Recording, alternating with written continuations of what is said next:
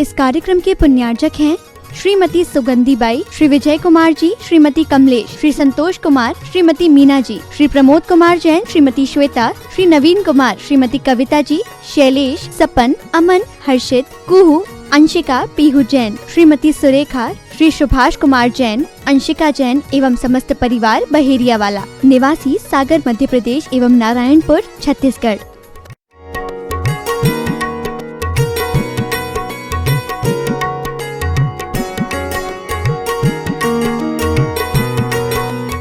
कि चलो चलो चलो चलो, अब आपको क्या करना है, अब हमको एक आइसक्रीम ही खानी है, वलीना खानी है, चॉकोबार खानी है, रसबरी खानी है, कुछ खाना है, या फिर मान लीजिए हमको जंक फूड्स खाने हैं, या फिर हमको बालो होटल का ही खाना है, हमको किसी और जगह खाना है। उन सब के पीछे RNA काम करता है। मेडिकल साइंस इसको बहुत अच्छे से समझता है। वो RNA अंदर बॉडी में जनरेट हो गया, वो जनरेट होने के बाद आपकी पूरी बॉडी को, दिमाग को कैप्चर कर रहा है। मेडिकल बायोसाइंस के जो स्टूडेंट होते हैं उन्होंने आपके टेस्ट बर्ड्स को कैप्चर कर लिया, कंपनियों ने उससे उनके फार्मूलाज ले लीजिए और उन फार्मूला के साथ जो केमिकल मिलाया, आप किसी भी प्रोडक्ट को पढ़िएगा, जो पैक्ड आइटम होते हैं खाने के लिए रेडी टू ईट होता है, वो रेडी टू ईट कितना अनहाइजीनिक होता है और वो रेडी टू ईट की क्या मतलब बैड क्वालिटी है, ये भी मैं आपको बताने की कोशिश करता हूं। आप देखिए कि आपने कोई चिप्स खाई, कुछ खाया, तो जो RNA है वो DNA के जेनेटिक कोड को चेंज करके आपको बार बार कहता है कि अब मुझे चिप्स खानी है। एक बार आपने वनीला का कप खा लिया, अब बच्चा रिकमेंड करता है मुझे वनीला ही खाना है। आपने मान लीजिए किसी यहाँ की फुल्की खा ली, अब वो फुल्की रिकमेंड करती है मुझे उसी की ठेले की फुल्की ही खानी है। ये सब क्या है, आपके अंदर वायरस पैदा हो गया। ये वायरस आपको डील कर रहा है, मतलब आप आउट ऑफ कंट्रोल हो गए हैं। अब आप अंडर कंट्रोल ऑफ RNA के हैं, ना कि DNA के हैं। अब ये जो RNA आपको कंट्रोल कर रहा है, इससे आपकी फिजिक्स खराब हो रही है। ये बच्चों को समझ में नहीं आता। बच्चों को समझ में नहीं आता तो बच्चे कुछ भी खाते हैं, उनको बस ये पता है कि खाने से भूख मिटती है। लेकिन मेडिकल साइंस के स्टूडेंट्स को ये पता है कि क्या खिलाने से हमारा जेब भरता है। तो उन्होंने केमिकल रिएक्शन करके ऐसे टेस्ट बर्ड्स को कैप्चर कर दिया है। एक बार आपकी बॉडी के अंदर कोई वायरस जनरेट हो गया, फिर आप उस वायरस को मिटा नहीं सकते। उसको मिटाने के लिए आचार्यों ने कुछ अलग अलग संसाधन बताए हैं। शरीर को निरोगी करने के लिए वे संसाधन अनशन, अवमोदन, व्यक्ति परिसंख्यान, रस परित्याग। तो वो जो जेनेटिक कोड हमारी बॉडी का टूटता रहे, इसके लिए जैन दर्शन में रसी का नियम चलता है। सोमवार को हरी नहीं खाना है, मंगलवार को घी नहीं खाना है, बुधवार को दूध नहीं खाना है, इस दिन नमक नहीं खाना है, इस दिन मीठा नहीं खाना है। तो ये रसी का त्याग क्या कराता है आपकी जिंदगी में, कि रसी का त्याग आपके जितने भी टेस्ट बर्ड्स हैं जो डेड हो गए हैं या बहुत ज्यादा जागरूक हो गए हैं, इसको कंट्रोल करता है। इसको कंट्रोल करने से आपका RNA कंट्रोल होता है। आपने उपवास कर लिया, अंदर इच्छा हो रही थी कि नहीं खाना चाहिए, खाना चाहिए, खाना चाहिए, अब कितना खाना है ये नहीं पता, खाना तो है। तो RNA आपको डिसाइड करता है। आप दिमाग से कभी भी खाना बंद नहीं करते। आपने हमेशा ये धारणा बना के रखी है कि जब पेट भर जाएगा खाना बंद कर देंगे। बुद्धिमान लोग जब दिमाग भर जाएगा तब खाना बंद कर देंगे, क्योंकि आचार्य सोमदेव सूरी महाराज ने कहा, जो यो मित भुक स बहुभुक, सूत्र लिखा है कि जो कम खाता है वो ज्यादा खाता है। मतलब ये कि जो कम खाता है वो ज्यादा खाने के लिए ज्यादा दिन तक जिंदा रहता है। लेकिन जो ज्यादा खाता है उसके अंदर के जो वायरस हैं, जो 1,00,000 करोड़ की संख्या में पेट के अंदर पल रहे हैं, वो वायरस डिसाइड करते हैं कि तुम खाना कब बंद करोगे। लेकिन जब आप धार्मिक संसाधनों को अपना लेते हैं, लेकिन जब आप अपने किसी भी धार्मिक संस्थानों में उत्पन्न होने वाले उन विचारों को जीना शुरू करते हैं, जहां सिखाया जाता है कि हमको हफ्ते में अष्टमी चौदस के दिन एकासन करना है, या फिर हमको सोमवार के दिन हरी नहीं खानी है, मंगलवार को घी नहीं खाना है, या नमक नहीं खाना है, या बूरा नहीं खाना है, दही दूध मीठा नहीं खाना है, तो ये क्या है, ये दोनों प्रकार की प्रक्रिया है। ये इंद्रिय विजय भी कराती है और आपको निरोग भी रखती है। ये प्रक्रिया हर शासन में नहीं है बंधु, सिर्फ जैन धर्म में सिखाया गया है कि आपको अनशन करना है, आपको भूख से कम खाना है, आपको रसी छोड़ करके रसी का भोजन करना है। ये सारी जीवन शैली आचार्यों की इतनी उदार थी कि जिसके माध्यम से हमको जीवन जीने का एक बहुत अच्छा साधन मिला। हम 120 साल तक जी पाएंगे इन्हीं संसाधनों के कारण। अगर कोई 60 साल में मर गया तो गलती ना धर्म की है ना किसी और चीज की है, गलती तो उसके खान पान और उसके विचारों की है कि तुम 25 साल में 28 साल में तुमको हार्ट स्ट्रोक लगा कैसे, तुमको हाइपरटेंशन हुआ कैसे, तुम बीमार कैसे पड़े। उसके लिए गुरुदेव ने एक बहुत अच्छा उदाहरण दिया था, और मेडिकल साइंस में भी उदाहरण चलता है। जब कभी को रिलेट करते हैं तब समझ में आता है कि गुरुदेव कितना अच्छा समझाते हैं। गुरुदेव ने एक बार कहा कि कभी सोचो, कल्पना करो। क्या कल्पना करो? कल्पना करो कि तुम रोड में जा रहे हो और रोड में जाते जाते तुम्हारे पीछे शेर आ गया या चीता आ गया। अब जैसे ही तुमको पता चलेगा कि तुम्हारे पीछे चीता है, अब तुम क्या करोगे? तुम्हारे बॉडी में जितने भी ऑर्गन्स हैं, तुम्हारा लीवर है, तुम्हारा ब्रेन है, तुम्हारा पेट है, तुम्हारा पैर है, तुम्हारा हार्ट है, इस सब में जो तुम्हारे भोजन की ऊर्जा जा रही थी, ये सारी की सारी ऊर्जा एकत्रित होकर के तुम्हारे दौड़ने के लिए काम आती है। और तुम्हारा दिमाग बोलता है दौड़ो, कितना तेज, इतना तेज कि चीते से तेज दौड़ो। और आप विश्वास मानेंगे, अगर आपके पीछे शेर भी लगा है, आपको पता है कि कोई बचाने वाला नहीं है, तो आप दौड़ करके शेर से जंग जीत जाते हैं। कैसे जीत जाते हैं? कि उसके पीछे आपका मेंटल जो सिंड्रोम है वो काम करता है कि दौड़ो।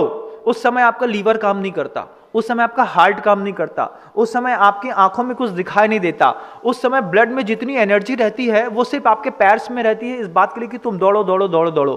तो जिस प्रकार एक शेर पीछे पड़ने पर आदमी इतना तेज दौड़ता है, उसी प्रकार आज की जनरेशन में विचारों का शेर इतना तेज दौड़ता है कि उसके पीछे उसके ऑर्गन्स खराब होते रहते हैं। तो जो स्कूल में पढ़ने वाले बच्चे हैं, जो हाइपर टेंशन ले लेते हैं, बहुत ज्यादा सोचने लगते हैं, और इनके अंदर पेट में जाने वाला भोजन जंक फूड रहता है या प्रदूषित पानी रहता है। मान लीजिए आप नल का पानी पीते हैं, तो नल के पानी में आपको पता हो या नहीं पता हो, शायद पता है, मैंने पहले भी बताया है इस बात को, कि एक एल्बुमिन सॉल्वेंसी करके एक घटना घटती है। रासायनिक घटक होते हैं।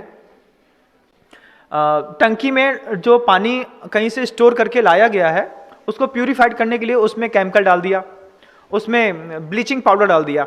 ब्लीचिंग पाउडर डालने से पूरा का पानी का जितना डस्ट और वायरस थे वो उसमें नीचे बैठ गए, लेकिन उसमें ब्लीचिंग पाउडर मिक्स हो गया पानी में। अब पानी में जब ब्लीच मिक्स हो गया है, तो ब्लीच मिक्स होने के बाद जब वो पानी की टंकी से फ्लो में नीचे छोड़ा जाता है, तो जितने भी जो पाइपलाइंस होती हैं, इन सारी पाइपलाइंस में जो आपने पाइपलाइन देखी होगी लोहे की जो होती है, वो प्रॉपर लोहा नहीं होता है, उसमें 9-10 प्रकार की धातुएं मिलाई जाती हैं। तो 9-10 प्रकार की धातुओं को मिला करके वो बनाती, क्योंकि अगर प्रॉपर लोहा होगा, क्योंकि वो पूरे नल का पानी जो होता है वो नाली के अंदर से आता है, पाइपलाइन पूरी नालियों के अंदर होती है, तो नाली के अंदर प्रॉपर 100 टाइम पानी में डूबे रहने के कारण लोहा बहुत जल्दी जंग खा जाता है।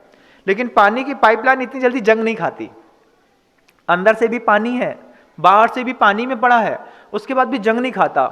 लेकिन क्या होता है कि जब ब्लीचिंग पाउडर के साथ मिक्स पानी जब आपकी उस पाइपलाइन से चलता है, तो उस में जो 8 प्रकार की अलग अलग धातु हैं, जिसमें जस्ता मिला हुआ है, कॉपर मिला हुआ है, तांबा मिला हुआ है, और भी मिले हैं, तो उसमें से ब्लीचिंग पाउडर जस्ता के साथ एक रासायनिक प्रक्रिया को करने के साथ आपकी बाल्टी में आकर के खड़ा होता है, और उस प्रदूषित पानी को पीने पर महिलाओं को 286 प्रकार का स्किन के अंदर और बॉडी के अंदर कैंसर पैदा होता है। मतलब अगर किसी स्वस्थ महिला को कैंसर हो रहा है, उसके पीछे सबसे बड़ा कारण है वो नल का पानी पी रही। उसके लिए कैंसर पेशेंट्स के लिए या फिर किसी भी प्रकार के रोगी के व्यक्ति के लिए ये एफर्ट किया जाता है कि या तो आप बारिश का पानी लेना पसंद करें, या फिर आप जो है नीचे से बोरिंग का या कुएं का पानी, बोरिंग का भी नहीं, कुएं का पानी लेना पसंद करें, क्योंकि कुएं के पानी में बहुत दूर दूर तक सिर्फ मिट्टी रहती है, और इतने पतले उसमें जर्म्स को मारने के लिए जो छोटे छोटे छिद्र बने होते हैं, पूरा पानी प्यूरिफिकेशन होकर के आता है। तो रोगी व्यक्ति या तो कुएं का पानी ले, और अगर कुएं का पानी उसको मान लीजिए प्योर नहीं मिल रहा है, अगल बगल रहने के कारण कुछ खराब हो जाता है, तो फिर वो रोगी व्यक्ति जो है बारिश के पानी के साथ अपने रोग को ठीक करेगा तो बहुत जल्दी ठीक हो जाएगा। अब लिखा आता है made from healthful oil only. ये फर्क है। हेल्थफुल ऑयल क्या है आप देखिए, आपको बताएं कि आगरा में, ग्वालियर में स्लॉटर हाउस बहुत सारे हैं, उसमें जितने भी सुअर, गाय, भैंस मारी जाती हैं स्लॉटिंग करने के बाद, उनके पूरे प्रोटीन को बड़े बड़े कड़ाहों में उबाल दिया जाता है। उबालने पर अंदर का पूरा मांस जो है वो बिल्कुल तरल पदार्थ तेल के जैसा ऊपर लहलाने लगता है, उसको कंटेंट में भर करके, और वो आपके तेल में पाम के बाद सबसे सस्ता मिलता है तो वही मिलता है। तो उससे कई लोग चिप्स तलते हैं। तो जब ऐसे लोग गंदे तेल से चिप्स तलते हैं, कुछ और नमकीन बनाते हैं, कुछ और करते हैं, तो वो सीधा सीधा ये नहीं लिख सकते कि मेड फ्रॉम वेजिटेबल ऑयल, तो उनने अपने उसमें लिख दिया made from healthful oil only. अब ये हेल्थफुल है कि हार्मफुल है, ये हमको डिसाइड करना है। अब हमने देखा कि कोई पैकेट है, उस पैकेट में मान लीजिए आप चिप्स लेते हैं या फिर आप नमकीन लेते हैं या फिर आप हल्दीराम का ही खाते हैं, कुछ भी खाते हैं, तो उसमें लिखा है कि इसकी लाइफ टाइम्स लिखा है 6th मंथ, किसी किसी का लिखा है बेस्ट बिफोर 12th मंथ, किसी किसी में लिखा रहता है best before 2 years। Ready to eat आप खा रहे हैं, वो आपके बॉडी में जाकर के क्या इफेक्ट कर रहा है, आप आश्चर्यचकित हो जाएंगे कि मान लीजिए आपने किसी कंपनी का एक पैकेट खोला, 5 रुपए का, आपको भुजिया खाना था, आप रास्ते में चलते चलते आपने पैकेट लिया, भुजिया खा लिया, ब्रेड खा लिया, या फिर आपने कोई समोसा खा लिया, कुछ भी खा लिया, उसकी उन्हें लाइफ लिख दी कि 6 महीने का है। अब आपने पेट के अंदर डाला, आपको लगता है कि जिसके पैकेट में ये लिखा गया था कि इसकी लाइफ 6 महीने की है, वो खाते साथ ही वो डेड हो जाएगा? आपको ऐसा लगता है? आप आश्चर्य मानेंगे कि आपने मान लीजिए कोई भुजिया पैकेट में खोल करके खाया, कोई नमकीन खाया, कोई स्वीट्स खाया, कोई कोल्ड ड्रिंक्स पिया, जिसमें लिखा था कि बेस्ट बिफोर 6th मंथ, या फिर इसका life time period, expiry date, दोनों अलग अलग तरीके हैं। एक लिखते हैं बेस्ट बिफोर 6th मंथ और एक लिखते हैं उसमें एक्सपायरी डेट इसकी क्या है, तो वो उसके पहले आपके पेट में जाने के बावजूद भी एक्सपायर नहीं होगा। इस बात को आप ध्यान रखिएगा। आपने सेब खा लिया, उसमें एक्सपायरी डेट लिखी है कि 8 महीने बाद एक्सपायर होने वाला है, आपको लगता है कि हमने ये सेब खाने पर हमारी आंतों ने इसको पचा लिया और पचाने के बाद हमने इसका सेंस निकाल लिया। आपके सिर्फ टेस्ट बड्स प्रभावित हुए हैं, आपका सिर्फ आरएनए प्रभावित हुआ है, और उसी गंदे खाते हुए नमकीन के कारण आपकी बॉडी के अंदर अनेक दूसरी प्रकार की डिसीज पैदा हुई है। वे डिसीज कैसी हैं, किस स्तर तक हो सकती हैं, आप कल्पना नहीं करेंगे कि जो कम उम्र में लोगों पैरालाइज्ड होने लगे हैं, किसी को पैरालिसिस होता है, वैक्स फॉल्सी हो जाता है, चेहरा, आंख टेढ़ी हो जाती है, और आंख सोते हुए भी एक आंख ऐसी खुली रहती है बंधु, कभी आप देखिएगा, जिसको लकवा लग जाता है, जिसको आप कहते हैं। और शांति धारा में जिसके लिए अपस्मारीन कहते हैं, अपस्मार कहते हैं, अपस्मार की बीमारी है, शांति धारा पढ़ते वक्त उसके लिए गंधोदक का प्रयोग भी किया जाता है। तो जब ये डिसीज होती है, आपको लकवा लग गया है या कुछ और लग गया है, उसके पीछे का सबसे बड़ा कारण है आपकी लाइफस्टाइल में पैक्ड फूड आइटम बहुत सारे हैं, जिसको आप जंक फूड कहते हैं। और आचार्यों ने साफ साफ लिखा था कि जो आपका साधु खा सकता है वो आप खाएंगे तो स्वस्थ रहेंगे, जो आपका साधु नहीं खा सकता वो आप भी नहीं खा सकते।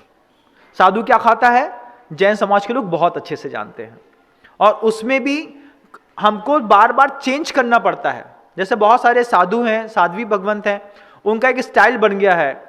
आपने देखा होगा अभी बहुत सारे साधु या साध्वी भगवंतों को भी कैंसर होने लगा है, यूट्रस का प्रॉब्लम होने लगा है, या फिर किसी और चीज में डिसीज होने लगी है।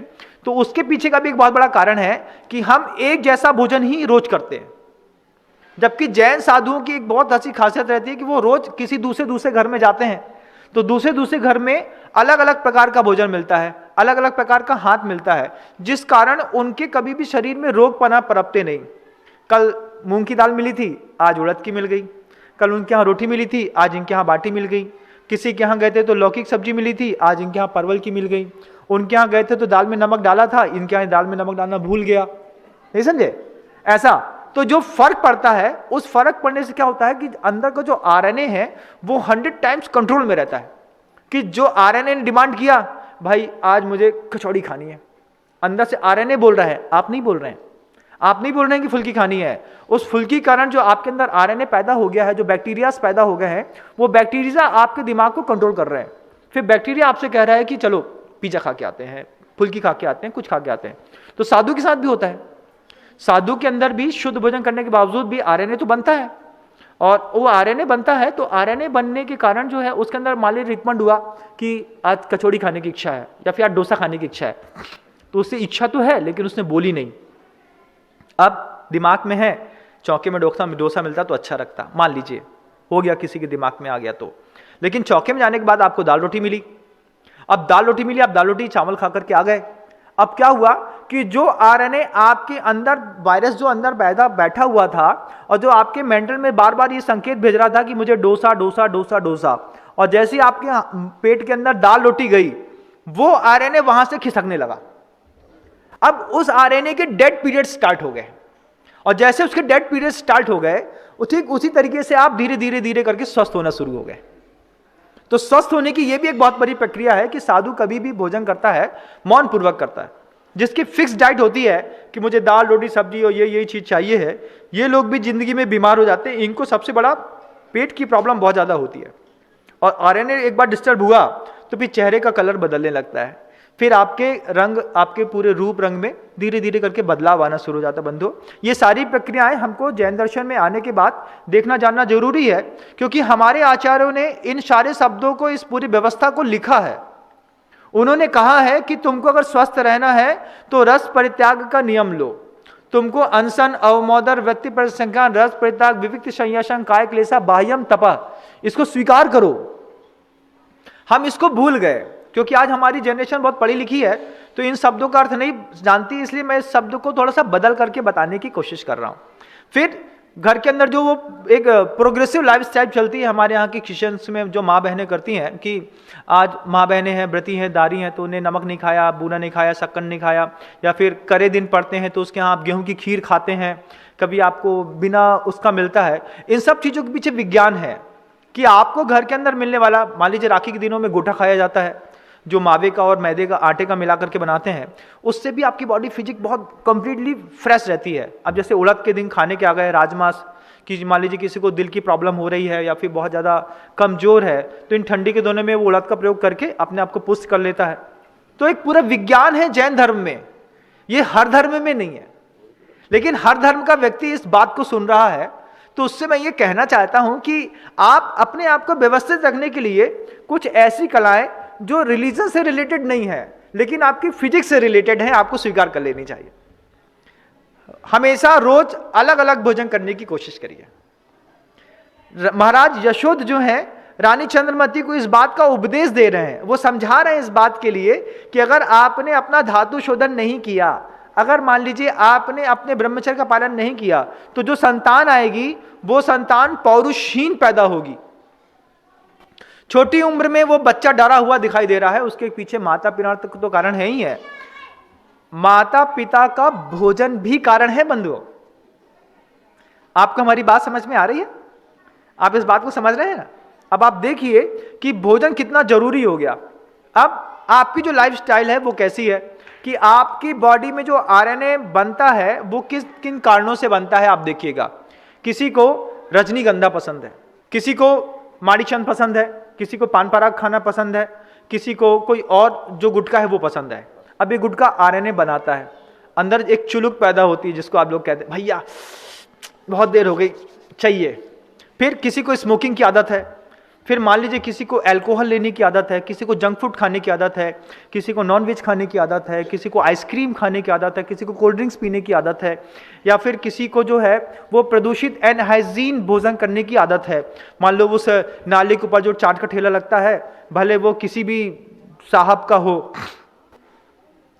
खड़ा कहां पर है? घूरे के ऊपर।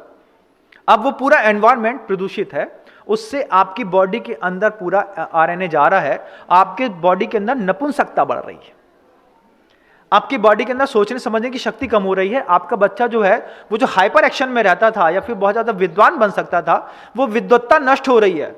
इससे जाति संकरता भी पैदा हो रही है, कुलगोत्र की अशुद्धि भी हो रही है, और साथ ही साथ शरीर और अंदर का स्वास्थ्य पूरा बिगड़ रहा है। फलतः परिणाम कुछ और ही निकल रहा है। हम सोचते हैं बच्चा हमारे काम आएगा, बच्चा पता नहीं किसके काम में आता है। तो आप अपने प्रकार को भी सुधारने की कोशिश करेंगे, ऐसी मैं भावना रखता हूं। इन्हीं भावनाओं के साथ गुरुदेव की जय।